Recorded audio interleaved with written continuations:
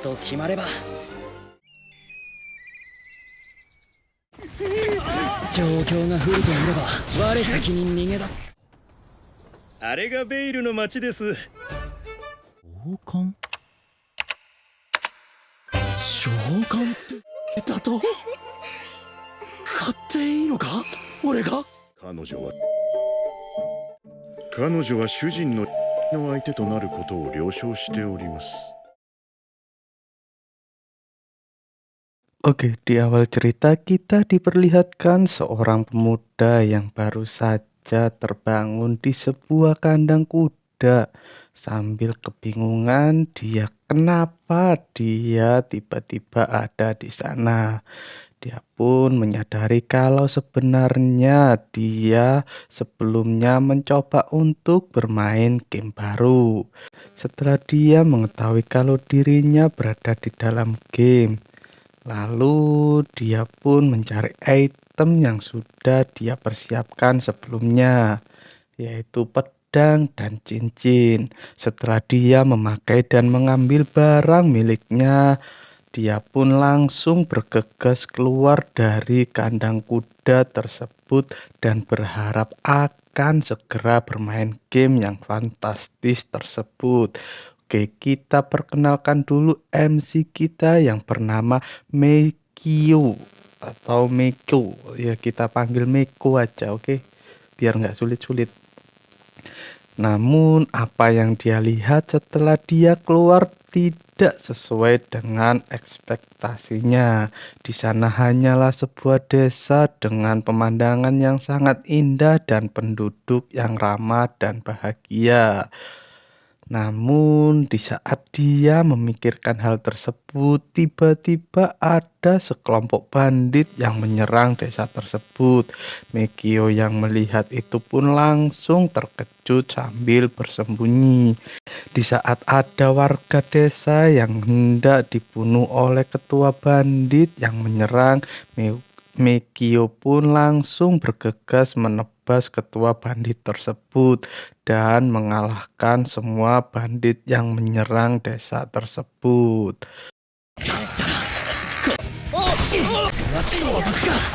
Setelah membunuh para bandit-bandit itu, Meikyo pun diundang oleh kepala desa. Kepala desa juga memberitahukan kepada Meikyo bahwa rampasan perang yang didapatkan akan diberikan kepadanya. Di saat Meikyo melihat ikat kepala yang pernah dipakai oleh ketua bandit berbeda dengan apa yang ada di sana, dia pun bertanya kepada kepala desa. Kepala desa yang mendengar itu pun lantas menyuruh seluruh warga desa untuk mencari orang yang telah mencuri ikat kepala tersebut. Selesai melihat barang-barang rampasan, Meikyo pun langsung beristirahat karena dia merasa lelah. Setelah dia berbaring dan ingin segera lock out, tiba-tiba dia menyadari kalau dirinya tidak bisa keluar dari game tersebut.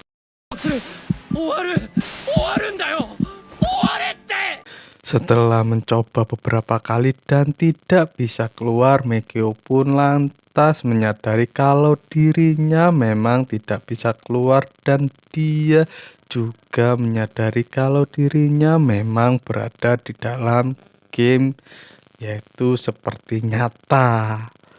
Dia juga baru sadar kalau dia tadi membunuh manusia bukan sebuah NPC. Dia pun merasa bersalah dan frustasi. Namun setelah mengetahui semua itu dan menyesalinya, Meikyo pun mulai bertekad kalau dirinya harus terus hidup di dalam dunia game tersebut. Lalu beberapa saat kemudian, kepala desa yang sudah menangkap orang yang sudah mencuri ikat kepala yang sudah dicuri, dan dia juga memberikan ikat kepala itu kepada Meikyo. Setelah memberikan ikat kepala itu, kepala desa bertanya kepada Mekio untuk hukuman yang akan diberikan kepada pelakunya. Mekio dengan sangat santai memberikan kepala desa untuk menghukum sesuai adat yang ada di sana.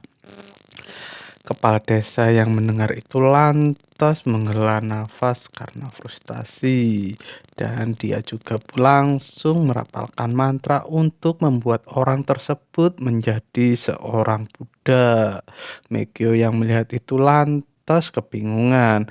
Dia juga baru menyadari sebenarnya kepala desa meminta pendapat Megyo tentang hukuman supaya pencuri tersebut tidak sampai menjadi budak. Mikio yang menyadari itu hanya bisa berkata dalam hati dengan frustasi. Setelah membawa budak itu pergi, kepala desa pun memberikan kartu identitas milik bandit kepada Mikio. Dia juga menyarankan Mikio untuk menyerahkan kartu identitas itu kepada ksatria yang ada di kota Vale yang dekat dengan desa tersebut.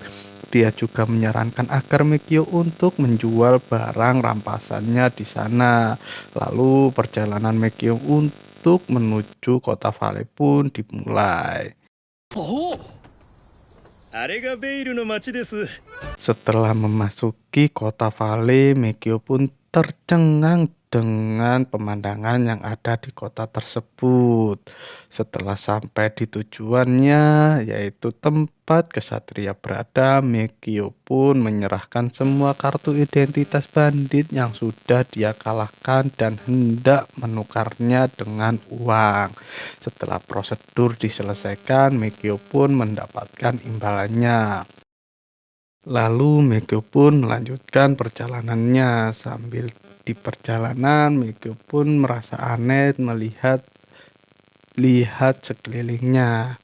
Orang yang mengantar Megyo yang melihat sikap Megyo menyarankan agar Megyo tidak melihat tempat tersebut karena itu adalah tempat yang berbahaya. Juga ada tempat prostitusi di tempat itu juga.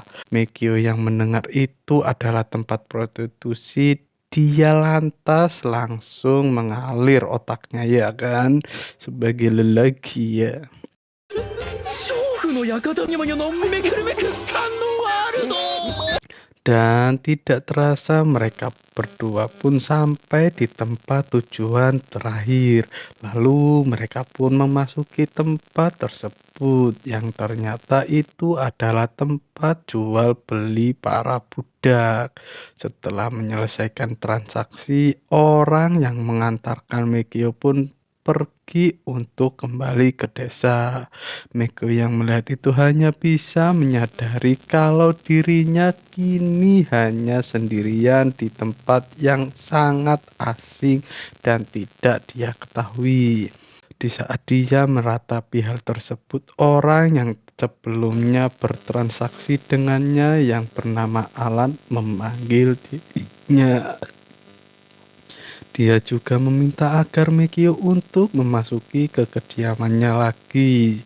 Setelah mereka masuk, tanpa basa-basi, Alan menyarankan agar Megyo untuk membeli budak miliknya. Dia juga memberitahukan kepada Megyo kalau di tempatnya juga menjual budak untuk enak-enak. Ya kan, enak-enak.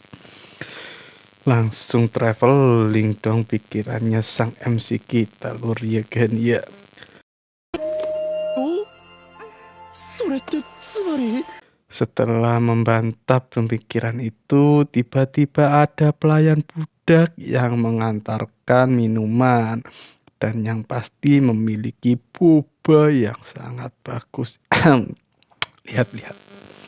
Dan Megyo pun hanya bisa melihat barang bulat tapi bukan tekad yang bergoyang-goyang layaknya. Apa itu? Setelah melihat reaksi Megyo, Alan pun memberitahukan kepada Megyo kalau itu adalah budak yang ia rekomendasikan kepada Megyo. Dia juga memberitahukan kepada Megyo kalau budak tidak akan menghindari majikannya, dan budak tanpa pemilik akan menjadi bandit kalau budak itu tidak diberikan kebebasan secara langsung oleh sang pemilik. Lalu mereka pun mengobrol dengan sangat serius tentang hal tersebut. Tak lupa dia juga mengilustrasikan tentang tangguhnya budak barusan karena sebagai Wolfkin. Di akhir percakapannya, Alan juga memberitahukan kepada Megio kalau budak tersebut menyetujui akan melakukan enak-enak. Waduh, traveling lagi ある dong. の？ 彼女は主人の相手となることを了承して Dan nama budak tersebut adalah Roxanne. Roxanne, ya kita panggil Roxanne. Semakin banyak Alan menjelaskan, semakin kemana-mana pikiran sang MC kita, lur. Tanpa pikir panjang, Megio pun bertanya harganya. Namun setelah mendengar harganya yang sangat mahal, Megio hanya bisa menghela nafas. Lalu percakapan mereka pun disudahi karena Megio tidak memiliki uang untuk membelinya. Di saat dia keluar dari ruangan tersebut, Megio melihat Roxanne lagi yang sangat cantik. Ya, Alan yang melihat kalau Megio sangat menginginkan Roxanne, lantas dia memberikan waktu 5 hari untuk Megio mengumpulkan uang. Waduh, ada harapan nih. Setelah mendengar apa yang dikatakan Alan, Megio pun lantas bertekad akan membeli Roxanne dengan semangat yang menggebu-gebu untuk mendapatkan boba. ロ Anjay. クサーヌは俺が手に入れる。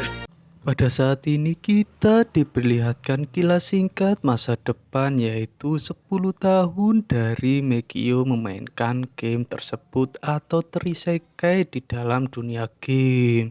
Dia kembali lagi ke tempat desa dia pertama kali masuk ke dunia game tersebut bersama 5 wanita cantik. Ada juga Roxanne di sana. Apakah ini harem, guys? Ya, kita tunggu saja ya sampai cerita ini selesai. Saat Megio berjalan di desa tersebut, dia melihat seorang anak yang rambutnya sangat berbeda dengan penduduk dunia tersebut, yaitu rambutnya berwarna hitam.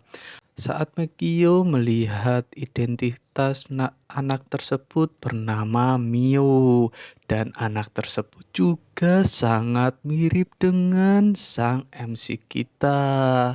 Lalu dia pun mengingatnya kalau dia juga pernah bercocok tanam di desa tersebut sebelum pergi ke kota. Waduh, dasar nih MC, bisa saja. Dia pun mendekati Mio dan mereka pun mengobrol. Setelah anak itu mengatakan kalau ayahnya sudah meninggal, Megio memberikan pedang pertamanya kepada anak tersebut sebagai hadiah. Dia juga mengatakan kepada Mio untuk selalu menjaga anaknya. Padahal dia kan bapaknya ya guys ya. Kenapa nggak ngomong kalau dia itu bapaknya gitu loh ya. Kasihan anak itu ditelantarkan. Waduh, aduh, bercanda. Setelah mendapatkan pedang, Mio pun pergi dari tempat tersebut dan menghampiri ibunya yang sedang menunggunya. Lalu Megio pun pergi juga dari desa tersebut. Kembali lagi ke masa sekarang, Megio yang masih mengumpulkan uang untuk membeli Roxanne. Dia sangat ingin cepat sekali membeli Roxanne. Lalu dia pun mengingat perkataan dari Alan sang penjual budak. untuk cepat-cepat mendapatkan uang, yaitu dengan cara berburu di labirin atau berburu para bandit.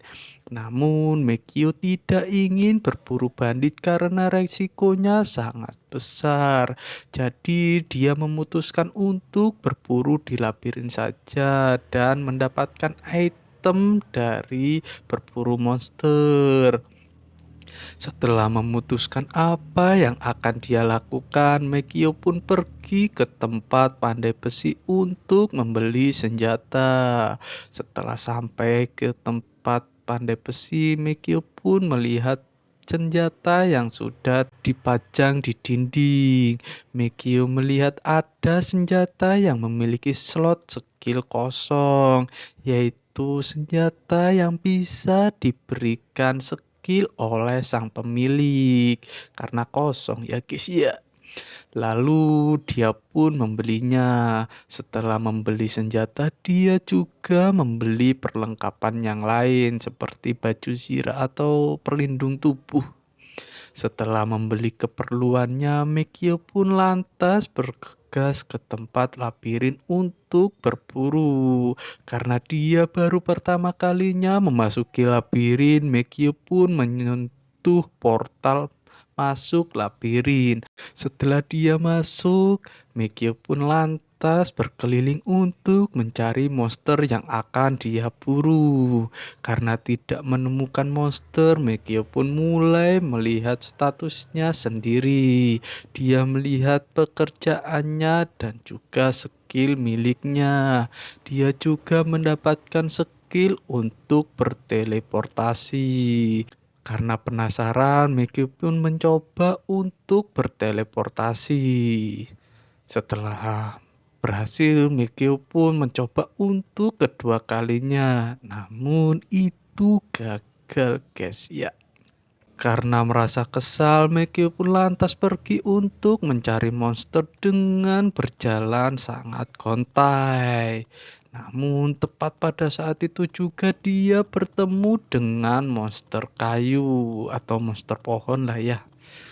Setelah melihat monster tersebut, Mekio pun lantas menguji kekuatannya. Namun hanya sekali tebas monster tersebut langsung tumbang dan dia pun mendapatkan item berupa ranting. Setelah mengalahkan monster pertama, Mekio pun langsung bertemu monster lagi. Karena penasaran dengan skill miliknya yang lain, Mekio pun mencobanya. Dan ternyata itu adalah skill yang membuat musuh di sekitarnya menjadi sangat lambat, ya seperti stopwatch. Karena terlalu lama menggunakan skill tersebut, tiba-tiba Mekio merasakan frustasi dan monster tersebut langsung mendapatkan kecepatannya lagi atau kembali ke semula.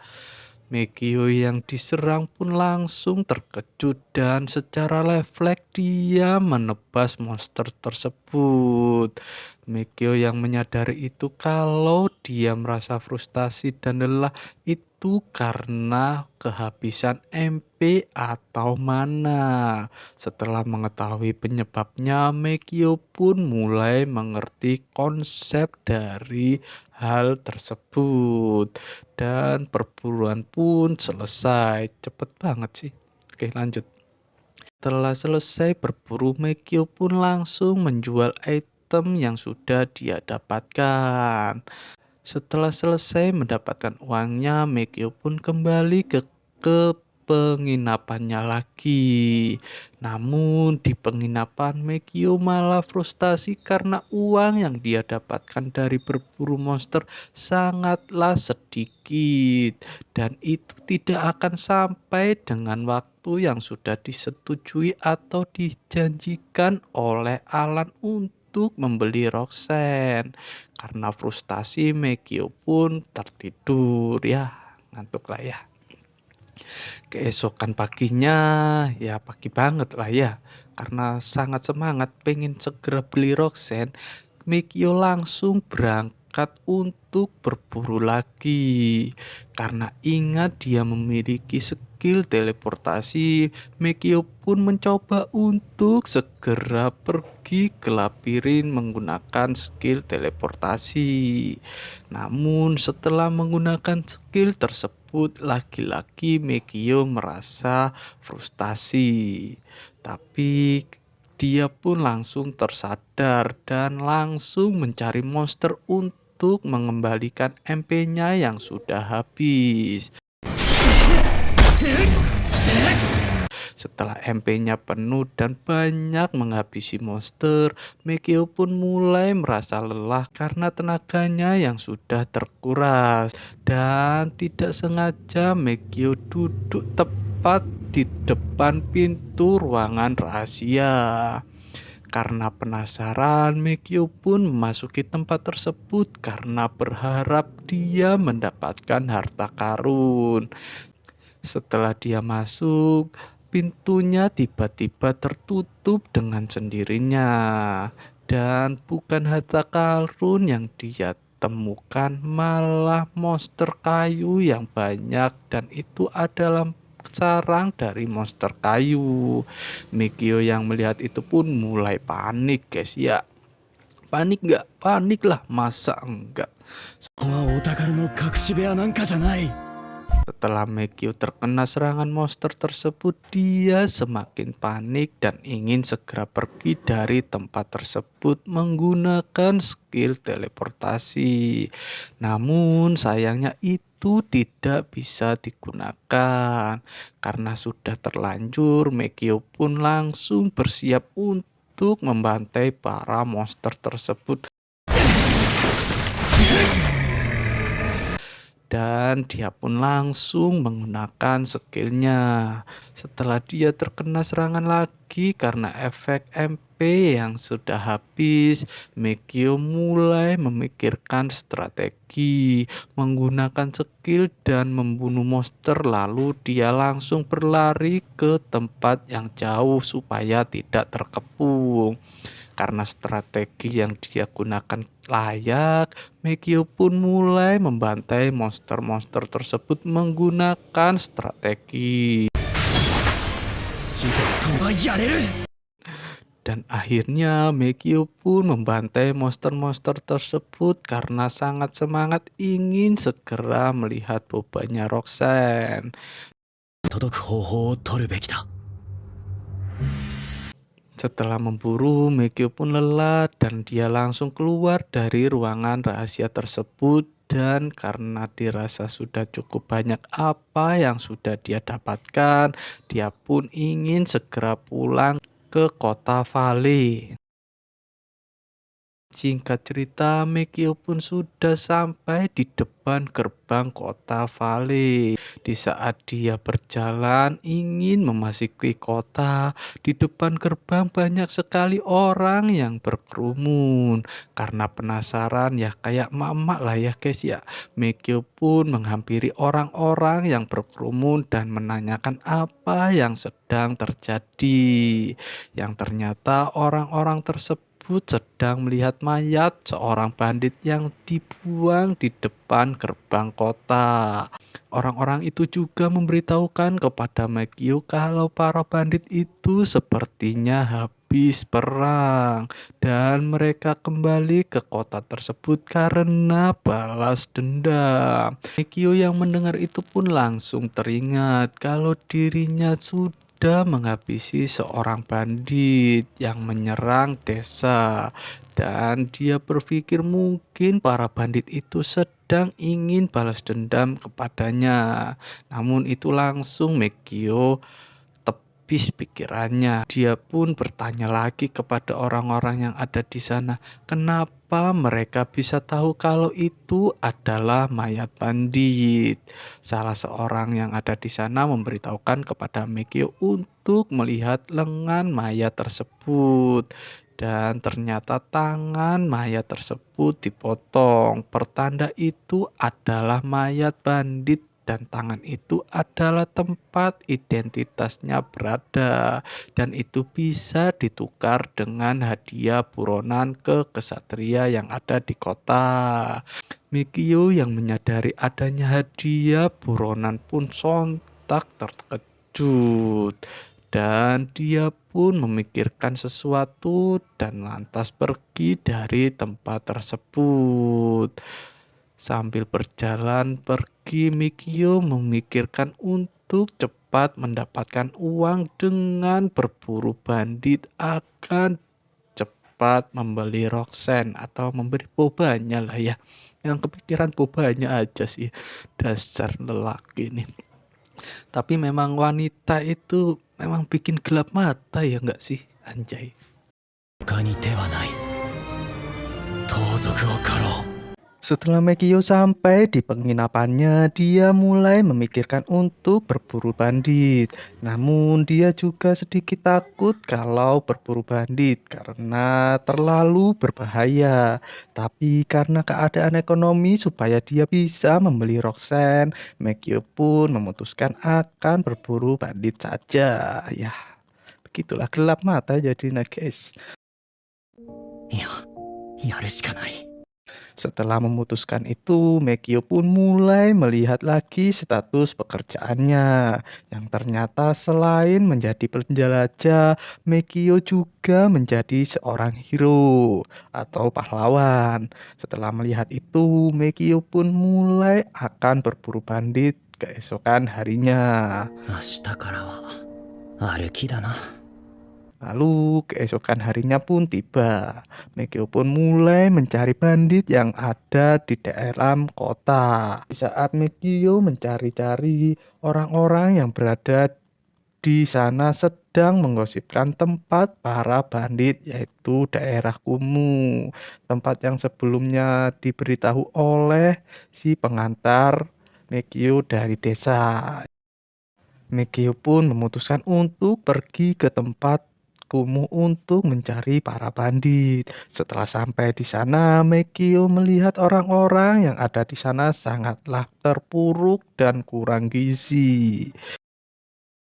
Karena baunya yang sangat tidak enak, Mikio pun memutuskan untuk kembali lagi ke penginapannya terlebih dahulu. Setelah beristirahat dan membasuh mukanya, malam harinya pun tiba. Mikio mulai mencari para bandit lagi. Karena dia tidak menemukan para bandit di pinggir jalan, Mikio memutuskan untuk mencarinya di tempat prostitusi, distrik lampu merah. Bergejolak nih. Setelah berjalan di tempat prostitusi dan melihat banyaknya boba dan rumput liar yang bergoyang-goyang, Mikio pun tetap meneguhkan hatinya untuk tidak tergoda oleh mereka. Dan Mikio pun melihat seorang bandit yang baru saja keluar dari bercocok tanam. Lalu tanpa basa-basi, Mikio langsung mengikuti bandit tersebut sampai di sarangnya. Di saat Mikio sedang mengintai para bandit, seorang bandit membicarakan bandit yang bernama Hugo, yaitu pemimpin bandit yang sudah Mikio bunuh saat menyerang desa. Mikio terus memantau para bandit itu dan tidak terasa waktu untuk membeli Roxanne kurang dari 2 hari. Keesokan harinya, Mikio masih terus memantau para bandit, di mana mereka berada, apa saja yang mereka lakukan. Setelah meneliti dan memeriksa, Mikio pun memutuskan untuk kembali ke penginapan terlebih dahulu. Sesampai di penginapan, Mikio berbicara dengan si pemilik penginapan tentang pembunuhan bandit. Setelah mereka mengobrol panjang lebar, Mikio langsung kembali ke kamarnya dan ingin segera beristirahat.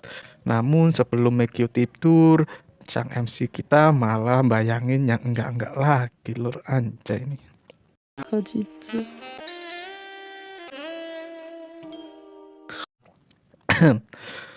Lalu keesokan harinya pun tiba H-1 untuk membeli Roxanne. Megio berencana untuk bertindak berburu bandit hari itu juga. Setelah sampai di tempat sarang bandit, Megio langsung berbicara dengan penjaga tempat tersebut dan menanyakan tentang Hugo sambil memperlihatkan ikat kepala milik kepala bandit yang sudah Megio bunuh di desa. Penjaga yang melihat itu lantas memasuki sarang bandit untuk bertanya kepada orang yang ada di dalam. Setelah melapor, penjaga tersebut mengajak Megio untuk berbicara lagi. Sesampainya di ruangan, Megio langsung diserang oleh bandit yang penjaga tersebut. Yang ternyata bandit tersebut ingin mengambil ikat kepala yang dibawa oleh Megio. Tanpa basa-basi, Megio langsung membunuh bandit tersebut.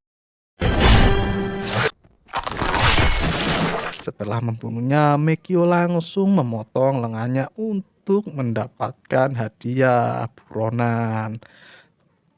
Lalu dia pun mulai mengidentifikasi para bandit yang berada di sana dan ingin segera membunuh mereka untuk mendapatkan hadiah buronan. Lalu Megio pun membunuh mereka, dan setelah Megio membunuh para bandit yang ada di sana, bandit yang berjaga-jaga di luar mulai menyadari hal tersebut. Karena tidak ada pilihan dan bisa-bisa dia mati kalau nanti dikepung, Megio pun langsung melarikan diri menggunakan skill teleportasi ke labirin. Pada saat itulah Megio mulai menyesali tindakannya. Singkat cerita, Megio pun kembali ke penginapannya. Setelah mencuci muka sambil memikirkan banyak hal, Megio pun tertidur.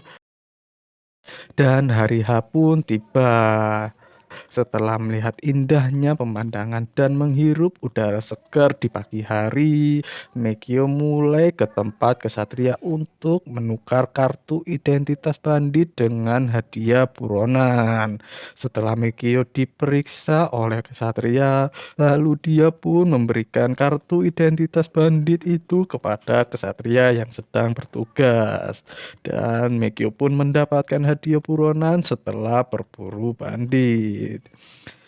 Setelah melihat kalau uang yang sudah dia kumpulkan bisa untuk membeli boba, bukan, membeli Roxanne maksudnya, anjay. ロクサーヌが帰る Megio langsung ke tempat Alan untuk segera membeli Roxanne. Setelah menghitung uang milik Megio, Alan pun langsung mengambil uang milik Megio dan dia juga ingin memanggil Roxanne. Setelah Roxanne datang dan dibeli oleh Megio, Alan langsung mengubah status Roxanne menjadi budak milik sang MC kita. Dan ya, ついに俺はロクサーヌを手に入れた setelah sampai di penginapannya, Megio langsung memesan kamar untuk 2 orang. Lah ya kan, MC kita gercep guys ya. Oke, lanjut. Dan sesampainya di kamarnya, Megio yang melihat kamarnya luas pun sangat puas. Puas mau ngapain? Hayo. Namun Roxanne yang baru masuk melihat-lihat sekelilingnya. Dengan sok polosnya, MC kita meminta memegang telinga Roxanne. その耳はい。 Saat telinganya dipegang oleh Megio, dia bertanya apakah dia boleh memanggil Megio sebagai master.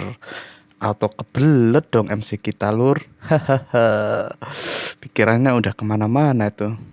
ですが、ご主人様でよろしいでしょうか。 Lalu Roxanne pun memindahkan barang-barangnya. Di saat Roxanne melakukan itu, Megio yang melihat Roxanne tidak memakai alas kaki, dia bertanya. Roxanne menjawab kalau dirinya memang tidak memakai alas kaki. Dan Megio pun memberikan alas kakinya kepada Roxanne. Di saat Megio melihat kalau alas kakinya kebesaran di kaki Roxanne, tiba-tiba alas kakinya sudah menyesuaikan diri dengan ukuran kaki Roxanne. Setelah itu, Roxanne pun berterima kasih kepada Megio. Di saat Megio melihat paras cantik Roxanne, dia sudah tidak bisa menahan imannya lagi. Dan dia pun memeluk Roxanne dari belakang.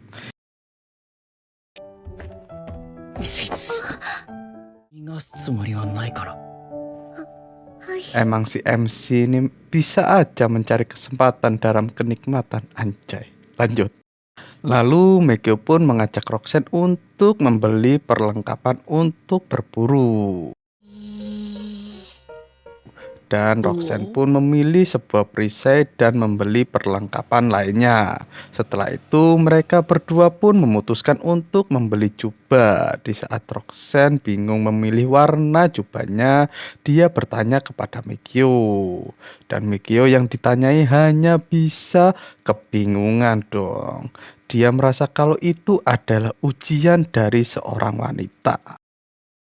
Kalau Megio tidak bisa menjawab dengan benar, nggak bisa dapat jatah malamnya. Ya, gitu mungkin pikirnya ya guys ya. Oke, lanjut. Lalu Megio pun memilih warna hitam berserta alasannya. Dan Roxanne pun menerima saran dari Megio tersebut. ご主人様、ここで試練到来ですかなのか。わかりました。こちらにします。今日は記念となる特別な日だしな。 Lalu Roxanne juga bertanya apakah dia hari ini harus membeli cangcut juga. Auto connect dong MC kita lur, ya kan? Hehe, lanjut. Setelah membeli ini dan itu beserta cangcutnya, mereka berdua pun memutuskan untuk pulang.